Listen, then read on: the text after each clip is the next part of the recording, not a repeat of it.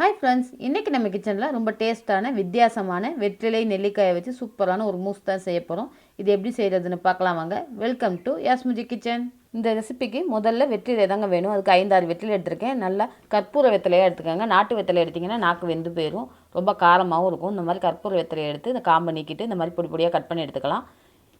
இந்த வெற்றிலையை மிக்ஸி ஜாரில் சேர்த்து கொஞ்சமாக தண்ணி சேர்த்து இதை அரைச்சி எடுத்துக்கலாம். வெற்றிலை வாசம் அவ்வளோ சூப்பராக கமகமன்னு வருதுங்க. இதை ஒரு ஃபில்டர் வச்சு வடிகட்டி எடுத்துக்கலாம். இந்த ஜூஸ் இருக்கட்டும். இப்போ மீதமுள்ள ஒரு 5-6 வெற்றிலையும் எடுத்துடுறேன். எடுத்து மறுபடியும் சுருட்டிட்டு இதோட காம்பை நீக்கிட்டு இதை பொடி பொடியாக நறுக்கி எடுத்துக்கலாம். நறுக்கிட்டு இதை ஒரு பவுலில் சேர்த்துட்டு இது கூட 1 டீஸ்பூன் கார்ன்ஃப்ளோர், 1 சிட்டிகை உப்பு இது சேர்த்து நல்லா மிக்ஸ் பண்ணி விட்டுடலாம். மிக்ஸ் பண்ணி ஆயிலை நல்லா ஹீட் பண்ணி வச்சுருக்கேன். இது கூட சேர்த்துடலாம். சேர்த்துட்டு 1 நிமிஷம் இருந்தாவே போதும், நல்லா கிறிஸ்பியாக வந்துடும். இப்போ ஆயிலை வடிச்சிட்டு இதை மறுபடியும் பவுலில் மாற்றி எடுத்து வச்சிடுறேன். இது கூட 1 டீஸ்பூன் நாட்டு சக்கரை சேர்த்துக்குவோம். சேர்த்து நல்லா மிக்ஸ் பண்ணி வச்சிடலாம். இப்போ எதுவும் ரெடியாக இருக்குது. இப்போ இது இருக்கட்டும்.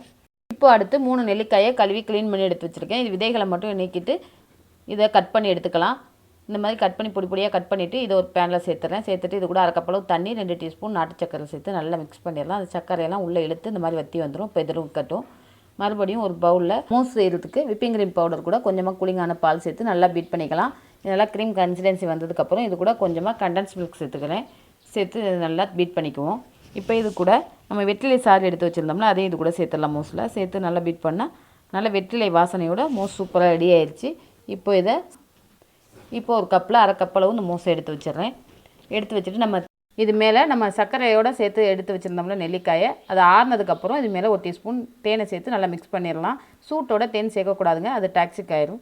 இப்போது பிளேட்டிங் செஞ்சிடலாம். சாக்லேட் சிரப் சேர்த்து கார்னிஷ் செஞ்சிடலாம். அது மேலே நெல்லிக்காய் ஒரு சைடு வச்சுட்டு மேலே மூஸை வச்சிடலாம். சென்டரில் ஓரத்தில் கொஞ்சம் ஸ்ட்ராபெரியும் வெற்றிலையும் எடுத்து வச்சுட்டேன். அவ்வளோங்க தாங்க. ரொம்ப சூப்பரான அட்டகாசமான டேஸ்ட்டில் சூப்பரான வெற்றிலை நெல்லிக்காய் மூஸ் சூப்பர் ரெடி ஆயிடுச்சு. இதே போல் நீங்களும் ட்ரை பண்ணி பார்த்துட்டு எப்படி இருந்துச்சுன்னு மறக்காமல் எனக்கு கமெண்ட்ஸில் சொல்லுங்கள்.